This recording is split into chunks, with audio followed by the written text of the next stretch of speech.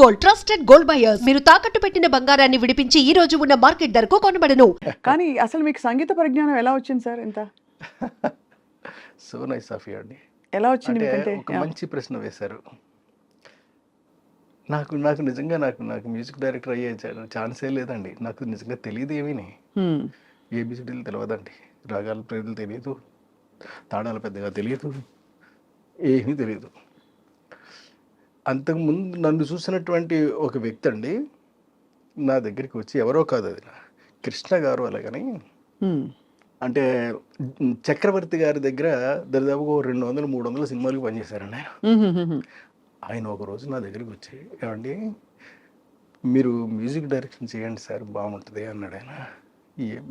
నేను ఎలా చేస్తాను సార్, నా వల్ల కాదు కదా, నేను ఎలా చేస్తాను, నాకు రాగాలు తెలియదు, తడాలు తెలియదు కదా, ఏమీ తెలియదు, నేను ఎలా చేస్తాను అసలు అన్న. లేదు లేదు సార్, మీ దగ్గర ఒక ప్రత్యేకమైన క్వాలిటీ ఉంది,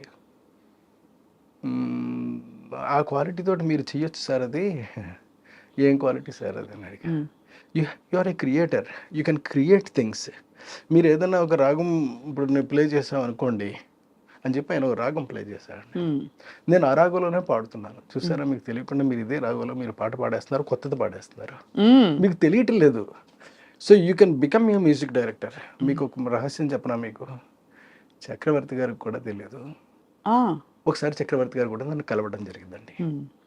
జరిగితే ఆయన నేను అడిగాను, ఏమండి నాకు నోటేషన్ రాయడం రాదు, సరే రాగాలు ఈ మధ్య కొంత నేర్చుకున్నాను అనుకోండి, అంటే కొంతకాలం అయిన తర్వాత కలిశానండి, నేర్చుకున్నాను, తాళాలు ఇవి లేటెస్ట్గా తెలుసుకున్నాను కొంచెం వరకు. But I don't know even telling you before you I'm nothing. చెప్పండి సార్, నేను ఇప్పుడు నోటేషన్ ఇదంతా రాజుడు నేర్చుకుందాం అనుకుంటాను. ఆయన అన్నారు, మంచి సలహా ఇచ్చారండి, నువ్వు నేర్చుకోకయ్యా, మానే, అలాంటి ఆలోచనే మానే. ఎందుకో తెలుసా, దానికి కారణం ఉంది. You are something, nobody knows that you are a creator, you can create things. ఒక రాగం పాడితే అదే రాగంలో పాడేయగలుగుతున్నావు కదా నువ్వు. ఒకవేళ రాగాన్ని తప్పించి పాడితే ఇదేదో కొత్త రాగులా ఉందని చెప్పగలుగుతున్నావు కదా, ఇంకా అంతకు మించి కావాల్సింది ఏముంది. అంతేనా? నేను అంతే చేస్తాను, నాకు నోటేషన్ రాయడం రాదు అని చెప్పాడు ఆయన, మహానుభావుడు. ఆయనకి నేను నమస్కరించుకుంటాను. ఆ తర్వాత నాకు బాగా కాన్ఫిడెన్స్ వచ్చింది. ఇక ఆ తర్వాత ఎన్ని సినిమాలో, అంటే ఇప్పుడు చెప్పినటువంటి కృష్ణ గారు ఎమ్మెల్యేల వరకు ఉండి ఎమ్మెల్యేలో చనిపోయారండి ఆయన. ఇప్పుడు తర్వాత కూడా వరుసగా హిట్లు ఇవ్వడానికి కారణం ఆయనే. నేను ఇన్ని సినిమాల యొక్క నెంబర్ ఆఫ్ హిట్స్ ఇచ్చుకుంటూ వెళ్ళాను అని అంటే కారణం కేవలం కృష్ణ గారండి. ఒక ట్యూన్ పుట్టాలనుకోండి సార్, ఇవాళ ముందు మిమ్మల్ని సంగీత దర్శకుడిగా ఎందుకు ఆవిష్కరిస్తున్నాం అంటే ఆ కోణం తెలుసుకోవాలని చాలా మందికి కుతూహలం ఉంది. ఒక ట్యూన్ పుట్టాలంటే ఎలా? ఇప్పుడు మీకు లిరిక్ వచ్చి మీరు ట్యూన్ చెప్తారా, లేకపోతే మీరు ట్యూన్ ఇచ్చి లిరిక్ ఎక్కువ ఎలా జరుగుతూ వచ్చింది? రీసెర్చ్ బేస్డ్ అండి. అంటే సాధారణంగా మిగతా వాళ్ళందరూ కూడా వాళ్ళందరూ విద్వాంసులు కాబట్టి, ఇప్పుడు కీరవాణి గారు కానీ లేకపోతే కేవి మహాదేవన్ గారు, వీళ్ళందరూ కూడా ఏం చేసేవారంటేనండి, హార్మోని పెట్టుకుని వాళ్ళు ఏదైనా ఒకటి అడిగితే దానికి అనువుగా ఒక ట్యూన్ కట్టడం కానీ లేదా ఒక కొత్త ట్యూన్ ఇచ్చేయడం కానీ చేసేవారండి. నేను అలా చేయనండి. నేను I go very deeply in the music field, in different songs అండి. వింటాను. ఇప్పుడు నేను నాకు అనువైనటువంటి రాగాన్ని ఎంచుకుంటానండి. అంటే ఒక డిఫరెంట్ కైండ్ ఆఫ్ రాగాన్ని ఎంచుకుంటాను. అంటే నాకు బాగా హార్ట్ టచింగ్ అనిపించినటువంటి ఒక రాగాన్ని ఎంచుకున్న రాగంలోంచి ఇప్పుడు అందులోంచి కష్టపడి తయారు చేస్తానండి ఒకటి. ఆ తయారు చేస్తే డెఫినెట్గా అతికేస్తాను, జనానికి అతికేస్తాను. ఎందుకంటే కరెక్ట్గా అక్కడ సిచ్యువేషన్కి మ్యాచ్ అయిపోద్ది కాబట్టి అండి. రాగాల పేర్లను తెలుసా సార్ మీకు? అంటే రాగాల పేర్లు కూడా తెలుసా, లేక జస్ట్ మీరు అనేస్తారా? లేదండి, ఇప్పుడు అంటే కొన్నిటికి మధ్య మావతని ఇవన్నీ పేర్లన్నీ తెలుసండి. తెలుసుకుని wow, that's a great thing sir. అంటే సంగీతం నేపథ్యం లేకుండా అంటే ఈ మధ్య నేర్చుకున్నాను తప్పండి, నేను సంగీత దర్శకుడు అయిన వెంటనే మాత్రం నేర్చుకోలేదు. కొంతకాలానికి నేర్చుకోవడం మొదలు పెట్టానండి. అటు ఆనంద భైరవి తెలుసు, ఇటు మోహన రాగము తెలుసు.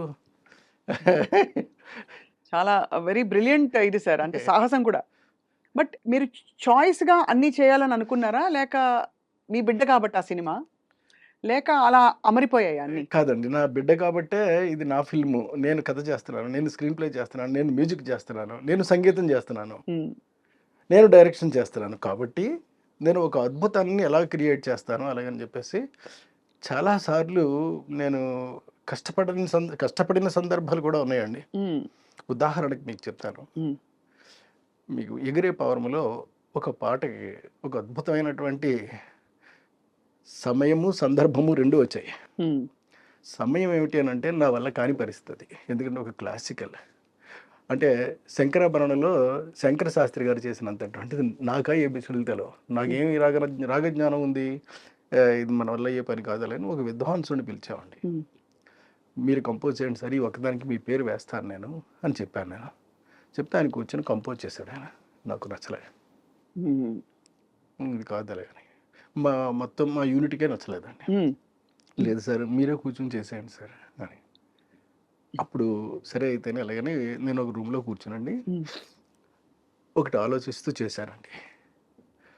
ఆ చేసిన పాట మీకు చెప్తానండి. బ్రహ్మలు గురు బ్రహ్మలు గానామృత ఋషివరులు ఏదో అలా మంచి సంగీతం, మంచి లిరిక్ ఉంటుందండి. అది వేటూరు గారు రాశారు. అద్భుతంగా రాశారు. అలా పుట్టింది ఆ పాట. అది అంటే అలాగా కొన్ని పాటలు పుడుతుంటాయండి. అంటే చాలా క్లిష్టమైనటువంటి పరిస్థితుల్లో పుడతాయి. ఉమ్, ఉదాహరణకి మీకు అబ్బని కమ్మని దెబ్బ అని ఉంది కదా. ఇది ఏ రాగంలో చేశాడా అంటే శివరంజని రాగంలో చేశాడు. అవును, కరెక్ట్. మీకు తెలుసు కదా. శివరంజని రాగాన్ని నేను వంట పట్టించుకునండి. శివరంజని రాగంలో మనం కూడా చేయాలి అలాగని చేశాను నేను. శివరంజని రాగంలోనే చేశాను పాట. ఆ పాట టాప్ హీరోలో దాన్ని. అందులో ఒక్కసారి వద్దకొచ్చి ముద్దులిచ్చి ఉద్ధరిస్తా, అరే తక ఝిమ్ తక ధిమిన్న డక్కల నడుములో అంటూ ఉంటుందండి ఆ పాట. అంటే ఒరిజినల్ ఏది కూడా నేను అసలు అంటే నేను ఇన్స్పైర్ అవుతానే తప్ప నేను దేన్ని కూడా చెప్పనండి. ఆ ఒరిజినల్గా ఉన్నది ఏది మాత్రం వాడను నేను. చాలా అంటే మీకు ఎంత ఎంజాయ్ చేస్తున్నారు మీ సంగీతం? అంటే సంగీతమే ఎంజాయ్ చేస్తున్నారు. ఎందుకు రేపు రాబోయే సినిమాకి అప్పుడే ఆల్రెడీ అన్ని ట్యూన్స్ చేశానండి. ఓ మీరే చేశారు. సో ఏమేమి చేయబోతున్నారు సార్? రాబోయే సినిమా గురించి చెప్పండి. Before we go back into your, నాకు ఎన్ని సినిమాల గురించి ఎన్ని విషయాలు అడగాలి. రాబోయే సినిమాలో నేను టోటల్ గా మ్యూజిక్ అంతా చేశానండి. కంప్లీట్ గా everything, every bit complete ready అండి. ఇంక్లూడింగ్ రీ రికార్డింగ్ తో సహా కంప్లీట్ అయిపోయిందండి. I'm waiting to make the film అండి. Make the film. ఇది ఎలాంటి థీమ్, కథాంశం తీసుకున్నారు సార్ ఈ కొత్త సినిమా? అంటే నా సినిమాలో కథాంశం చెప్పడం కొంచెం కష్టమేనండి. మరి అంటే మీరైతే చెప్పేస్తారేమో, ఎందుకంటే ఇది జోనర్ అలాగేనండి. సింపుల్గా ఇది జోనర్ అని చెప్పేస్తారండి. కానీ నేను అలా చెప్పలేను ఖచ్చితంగా. ఎందుకంటే ఇప్పుడున్నటువంటి నేటివిటీలో, ఇప్పుడున్నటువంటి దాంట్లో ఒక కథ జరుగుతూ ఉంటుందండి. ఒక అద్భుతాలు క్రియేట్ చేస్తూ ఉంటారు వాళ్ళు. Advanced about of the knowledge is the cinema అండి. సినిమా పేరే బహుశా 90% ద నాలెడ్జ్ అని పెడతానండి. The knowledge. క్లెన్స్డ్ ఫిలిమ్స్ అలాగనేది నా బ్యానర్ పేరు అండి. అంటే కొత్తగా ఒక బ్యానర్ పెడదాం అలాగని. క్లెన్స్డ్ ఫిలిమ్స్ అని అంటే దాని అర్థం శుద్ధి చేయబడిన క్లెన్స్డ్ ఫిలిమ్స్. పైగా ఏదో భగవంతుడి దయ వల్ల నా నుంచి వచ్చే సినిమాలు కూడా మీరు అన్ని క్లీన్ సినిమాలే. మీరు క్లీన్ సినిమాలకి కేర్ ఆఫ్ అడ్రస్. హాయిగా సార్ ఈ మధ్య మామూలుగా యూ సర్టిఫికేట్ సినిమాలకు వెళ్ళినా, ఎక్కడో యూ బై ఏదో ఒకటి ఇచ్చినా పక్కన కూర్చుని ఎక్కడో అక్కడ కొంచెం ఇబ్బంది పడి కొంచెం బాత్రూమ్కి వెళ్ళరమ్మా అని పిల్లల్ని పంపించడం, అలాంటి సినిమాలు కామన్ అయిపోయాయి. అలా లేకపోతే ఒక భయంకరమైన బ్రహ్మ పదార్థాన్ని చూసి జీర్ణం కాని ఒక విషయం తిన్నట్టు ఫీలింగ్ కలుగుతుంది. సో దీనికి ఏంటి సార్ కారణం? మీరు ఎలా చూస్తారు as a completely different approach ఉన్న ఫిల్మ్ మేకర్గా? అప్రోచ్ ఉన్నటువంటి ఫిలిం మేకర్గా చెప్పమంటే మాత్రం టోటల్గా నేను సినిమాని మిగతా వాళ్ళు ఆలోచించేటటువంటి దృష్టిలో ఆలోచించనండి. ఎక్కడ అబ్సర్డిటీ ఉండకూడదు, ఫస్ట్ పాయింట్. ఎక్కడ డబుల్ మీనింగ్ డైలాగ్ ఉండకూడదు, సెకండ్ పాయింట్. ఆఖరికి పైవిట చెంగు తొలగినప్పటికీ కూడా దాన్ని కట్ చెప్పి నేను కూడా చెప్పనండి వాళ్ళకి, ఆర్టిస్ట్కి అండి. పక్కన ఉన్నటువంటి కో డైరెక్టర్, అసిస్టెంట్ డైరెక్టర్ వాళ్ళకి వెళ్ళి చెప్తాను, అడిగితే వాళ్ళు చెప్తారండి. అమ్మ కొంచెం పైవిట అని అలాగే తీస్తాను సినిమాలు. చాలా గ్రేట్ సార్, ఎలా నిలదొక్కున్నారని. బికాస్ ఎస్పెషలీ మీరు వచ్చిన ఎరా కూడా అసలు పాటల్లోనే భయంకరమైన అంటే బూతు నా- బూతు నా- నా- బూతు నార్మల్. నా లెక్క ఏమిటేనంటేనండి, చాలా మంచి సినిమా. ఇప్పుడు నా నుంచి క్లెన్జర్ ఫిల్మ్సే వస్తాయి తప్ప మామూలు ఫిల్మ్స్ రావు, బూత్ మరి సినిమాలు రావు అనేటటువంటిది నిర్ధారణ అయిపోయినటువంటి, అవును, స్టాంపు పడిపోయినటువంటి వ్యక్తిని నేను. మళ్ళీ క్లెన్స్డ్ ఎందుకు పెడుతున్నారు? ఎందుకు పెడుతున్నాను అని అంటే, నా సినిమాలు శుద్ధి చేయబడినటువంటివి మాత్రమే ఉంటాయి అని చెప్పడం కోసం. ఉమ్. అంచేది దాని బ్యానర్ పేరు అది పెట్టుకుంటాను. బ్యానర్ పేరు ఏదైనా పెట్టుకోవచ్చు కదా. ఇంతకుముందు పెట్టుకోవచ్చు. మనీషా ఫిల్మ్స్ పెట్టుకున్నానండి. అవును.